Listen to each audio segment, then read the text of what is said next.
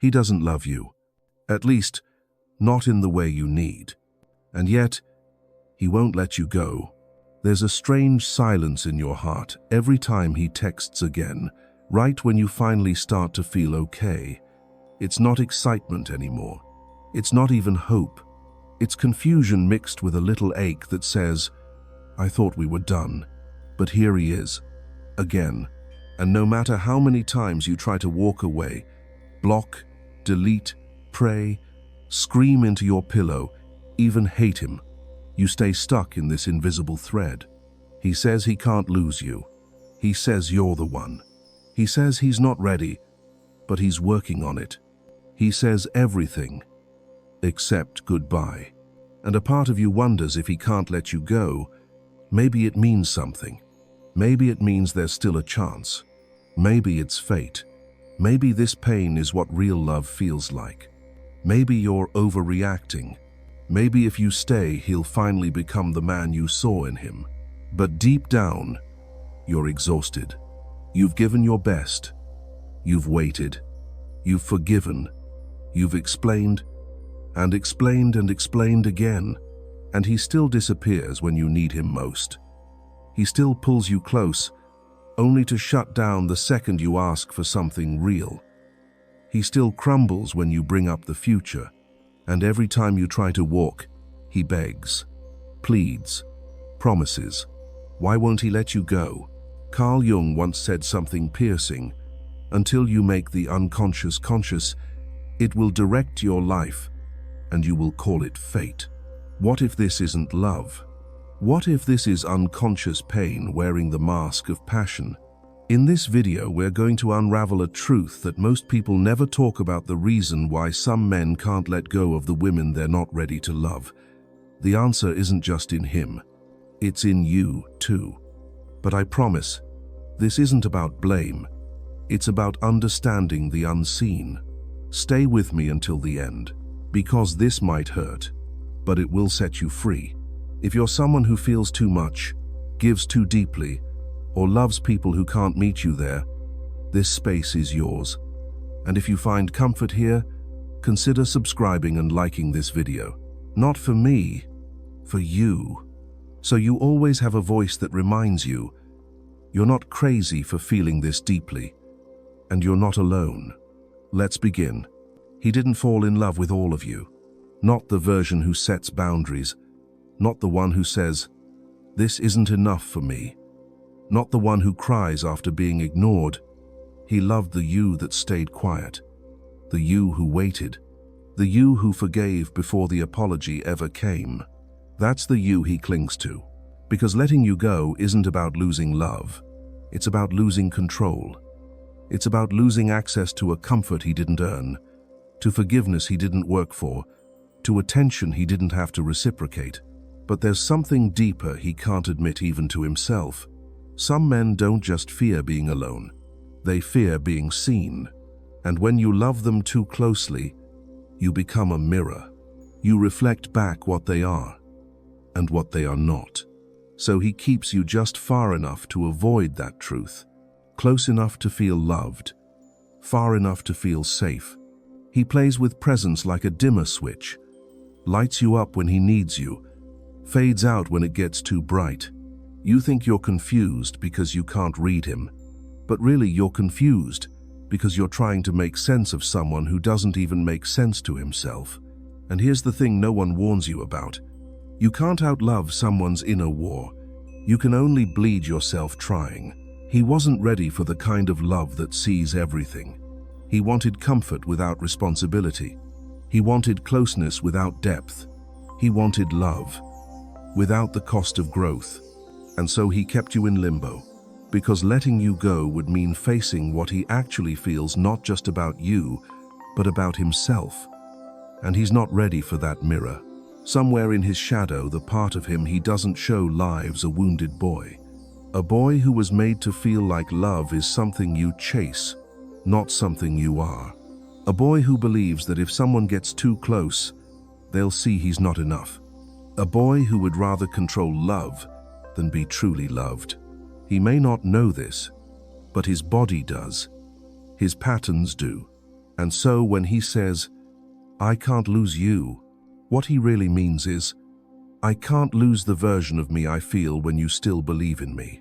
He wants the healing you give without doing the healing himself. And that's not love. That's survival. But it's not just him. Because if you're honest, you felt something familiar in all of this, haven't you? That need to prove yourself lovable. That ache to be enough. That voice in your chest that whispers, "If I just love better, if I just hold on longer, if I just fix this, maybe then, finally, it'll be safe to receive love." It's not your fault. Some of us learned early that love must be earned, that affection comes with conditions, that safety is something we buy with silence and self-sacrifice. And now we find ourselves in cycles that echo those early wounds. You stayed because your heart is loyal, because you saw something in him, something real, because you hoped. And that hope is not weakness. It's the most human thing in the world. But ask yourself this, softly, is the version of him you're in love with real? Or is he only alive in the potential you keep imagining? You see, we don't just fall in love with people. We fall in love with the role we play in their lives. The healer, the safe space, the one who sees what no one else sees. But when that role becomes your identity, you'll keep accepting crumbs just to feel useful. You deserve more than that. You deserve to be loved for your whole being, not just your giving. And he can't let you go, not because of who you are, but because of who you allow yourself to be for him. And that realization, that's the beginning of everything changing. There's a moment quiet, almost imperceptible, when a woman realizes she's the one holding all the weight. Not just the weight of the relationship, but the weight of his silence, his contradictions, his unhealed stories, the weight of waiting, of hoping, of bending, of being everything and still feeling like not enough. That moment breaks something, and still, she stays a little longer, not because she's weak, but because she remembers his softness, because she knows what he's been through, because she believes in what they could have been if only he could just meet her halfway. But he can't, or he won't. And here's where the pain sharpens, because the man who keeps coming back isn't always coming with love. Sometimes he's coming with guilt, with fear, with dependency. And that's what keeps you hooked, not love, but the illusion that it still might become love if you just give it one more try. One more chance, one more version of you that asks for less. But what if love isn't supposed to feel like convincing someone? What if you're not meant to keep rewriting yourself to be held gently? When Carl Jung spoke of the unconscious, he wasn't just talking about buried memories.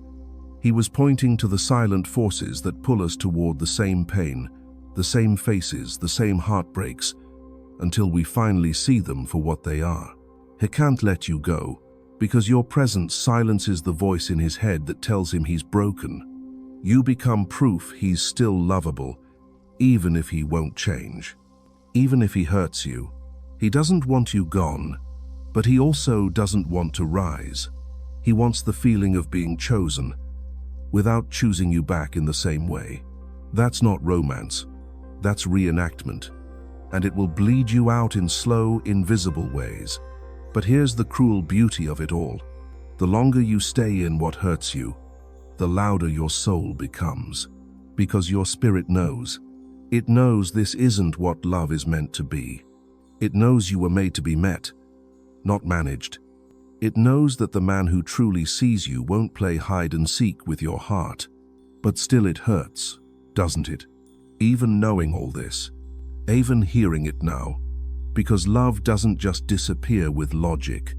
It lingers in the in-between between the truth and the fantasy, between what is and what could have been. It's okay to grieve that. It's okay to miss the idea of him, even as you walk away from the reality. It's okay to remember the good moments and still know you deserve better. It's okay to feel it all. That's what makes you whole.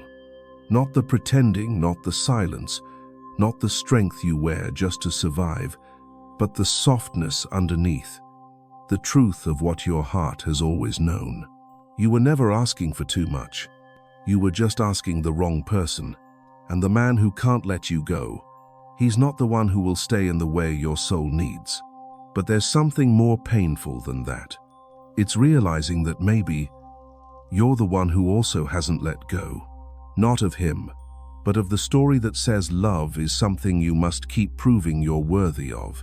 Somewhere inside, there's a younger version of you still sitting by the door, still waiting for someone to come back and choose you.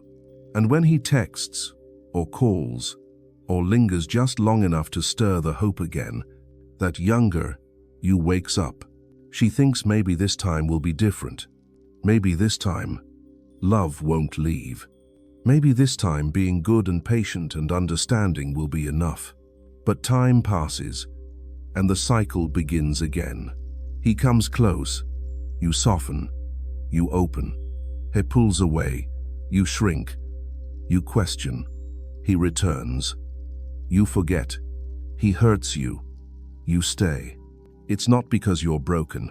It's because no one taught you that love doesn't have to feel like waiting to be picked, that the real love, the kind that sees you, honors you, chooses you, doesn't leave you gasping for air in your own heart. You think you're stuck because of how much you love him, but love doesn't keep you stuck. Your wounds do, because somewhere along the way, you learned that if you could just hold on tight enough, long enough, maybe love would finally become safe. But love is not something that should require you to abandon yourself just to keep it. He can't let you go not because he cherishes you, but because he fears facing the emptiness when you're gone. You became his shelter, even when he didn't give you the same in return, even when he disappeared in your moments of need, even when he took more than he gave. And somewhere maybe, you thought that being needed was the same as being loved, but it's not. Being needed will make you feel important. Being loved will make you feel safe. And that's the difference. The man who can't let you go, he isn't loving you.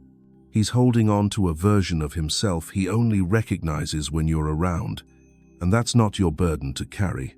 You don't have to be the constant reminder of someone else's healing. You don't have to be the reason he finally changes. You don't have to be the bridge between his brokenness and his breakthrough. You can simply be free. But first you have to see it. You have to stop confusing pain for passion. You have to stop calling inconsistency a mystery. You have to stop thinking that chemistry is proof of compatibility. You have to start listening to the silence between his words, to the way he disappears when your needs show up, to the ache in your chest that says, "This isn't love, it's longing." Because real love doesn't confuse you, it clarifies you. Real love doesn't make you feel like you're asking for too much. It makes you feel like everything you are is just right. And I know it's hard to let go of someone who still feels so unfinished in your story. But maybe the chapter was never about him changing. Maybe it was always about you finally realizing that you don't have to keep breaking just to be seen. You are not too much. You are not hard to love. You are not unworthy because someone couldn't show up for you. You are not here to be someone's almost. You are the closure. You are the final page. And you get to write what comes next. There's a peculiar kind of grief that comes from walking away without hatred. When someone didn't cheat, didn't scream, didn't betray you in the obvious ways, but still made you feel invisible, still made you question your worth, still held your heart with trembling hands and dropped it anyway. You try to explain it to others, and even to yourself. He didn't mean to hurt me. He has a good heart. He's just scared, confused, dealing with a lot. And maybe all of that is true, but none of it changes the fact that you were still left waiting, left wondering, left carrying the weight of a relationship that only existed in full in your imagination. The version of him you loved, the one who saw you, cherished you, chose you fully. He only showed up in fragments. And you were so good at holding onto those fragments that you built a whole future out of them. But the truth is, you were loving a version of him that only existed in your hope, not in your reality.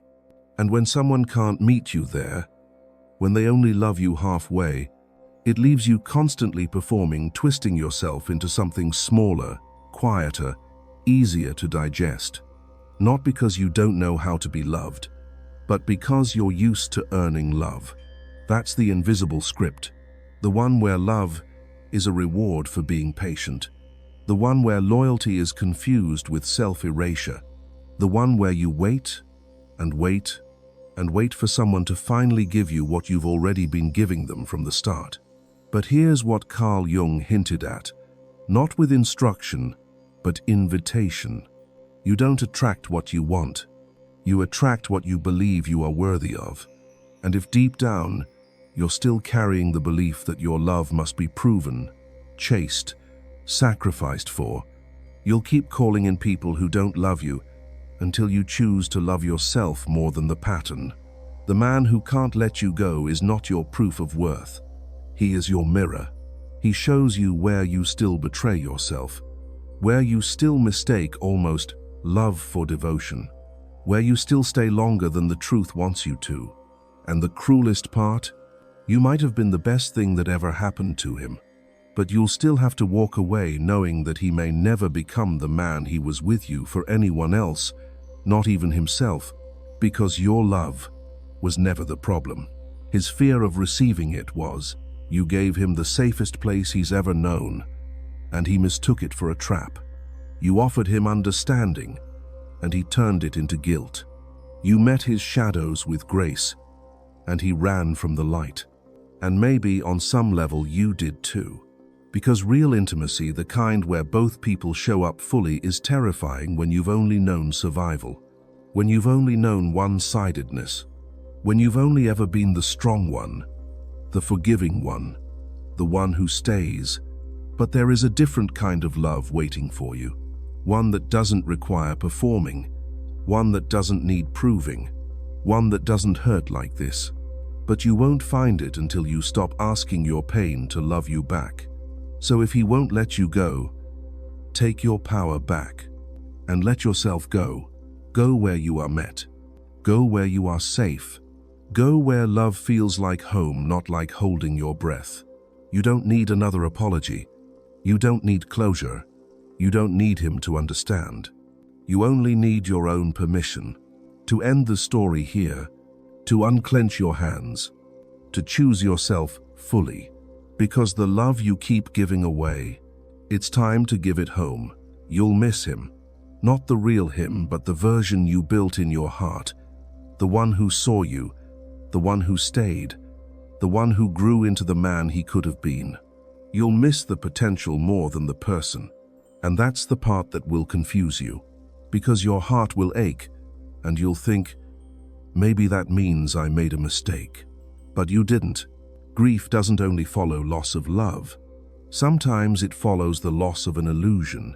Sometimes it's letting go of a dream you nurtured inside your chest for months, even years, a dream that was never fully mirrored in his actions. That kind of grief is quiet. It doesn't always get sympathy. It doesn't come with big goodbyes. It just settles in your body like fog in your lungs until one day you exhale and realize you don't miss him anymore. You miss who you were trying to be, just to stay. But you don't need to be her anymore. The one who stays silent, just to keep the peace.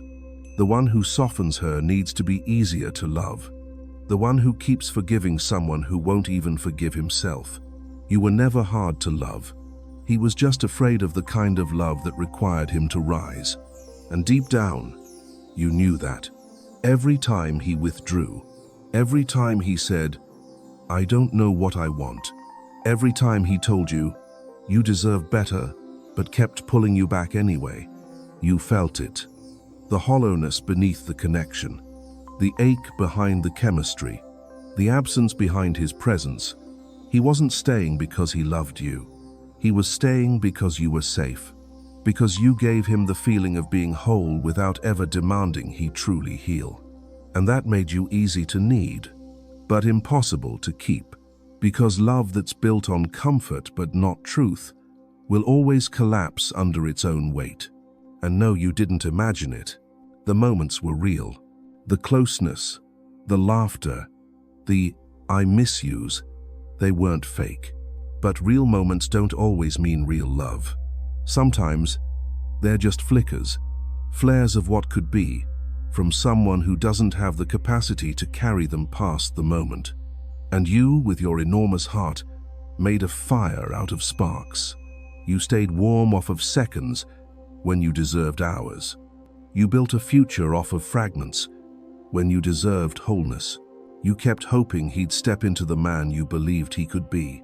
But listen, it's not your job to hold space for someone who won't step up to meet it. It's not your job to dim your brilliance to match someone else's delay. It's not your job to keep showing up for someone who only shows up when he's afraid to lose you but never enough to fully choose you. You were not too intense. Your love wasn't too much. Your truth wasn't too demanding. You just finally asked to be seen clearly, and he couldn't look. Because when you love someone from your wounds, you'll keep accepting love that doesn't see your soul, just your silence. But now, you're seeing clearly. And that changes everything. There's power in the woman who finally says, "No more. No more almosts. No more halfway hearts. No more rescuing people who refuse to swim. You were never meant to be the life raft. You were meant to soar." And the moment you stop shrinking yourself to be held by someone who doesn't have the hands to carry you, is the moment you begin to rise. It won't feel like a grand awakening at first. Not a cinematic moment. Not some sudden fierce epiphany. It will feel like something quieter. A softness. A stillness.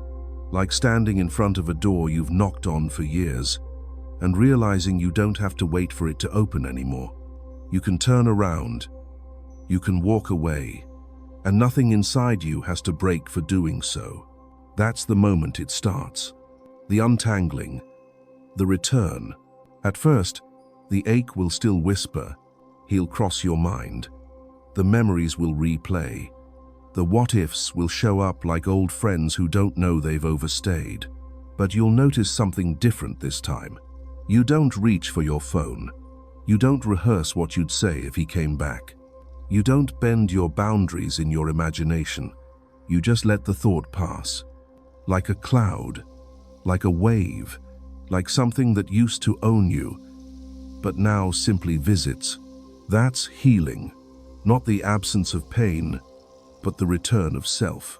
And what a return it is. You start remembering your softness, not the kind you gave away to keep someone, but the kind that belongs to you. You start reconnecting with your intuition, that quiet voice you once silenced to hear his louder one. You start dreaming again, not of him, not of you and him, but of you, just you, and that is sacred. You start laughing, freely, and it catches you off guard. You smile at something simple, and it doesn't feel heavy. You're not waiting anymore. Not for a message, not for clarity, not for someone to finally say the words that make it all make sense, because you've already found the only truth you need. You never needed someone to choose you. You just needed to stop abandoning yourself. And maybe he does come back. They often do, with new words, new timing, a new story, but not a new self, because the man who couldn't let you go rarely becomes the man who can truly stay.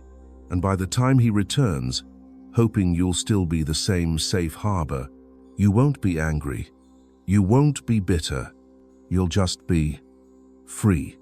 And freedom tastes nothing like revenge. It's quiet, it's gentle, it doesn't need proof. It just lives in your chest like a breath you finally remembered how to take. That's when you'll know you didn't lose him. You found you. And no, you won't need to explain your decision. You won't need to justify your peace, because peace doesn't explain itself. It just becomes the new rhythm. And the version of you who once clung, once chased, once believed that love had to hurt to be real. She's resting now. She did her best. She tried with all her heart. She carried the weight of two people's healing. She believed in the impossible, and that was beautiful. But now, she's finally let go, and in her place, a new woman rises. Not harder, not colder, just whole. There's a kind of love waiting for you that doesn't ask you to shrink. It doesn't come dressed in confusion. It doesn't disappear when things get real. It doesn't leave you doubting yourself in the mirror or second-guessing your own needs.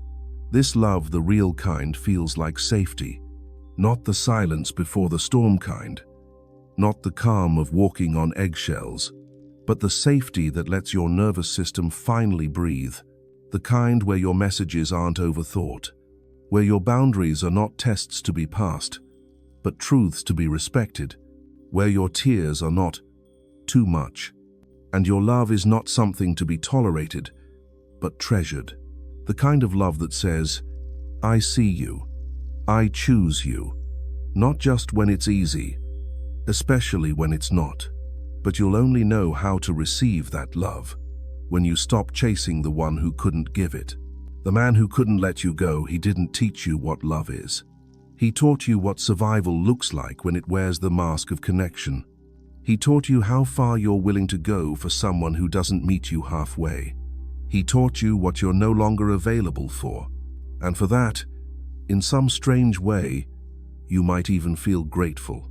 Not for the pain, never that, but for the mirror, for the lesson, for the way you finally chose yourself when it hurt the most.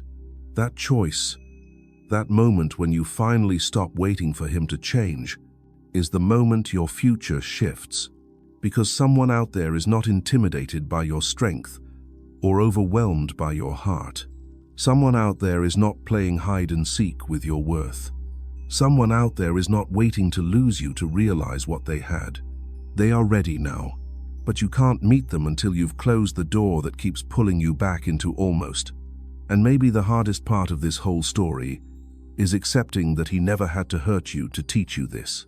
He didn't need to wound you for you to grow.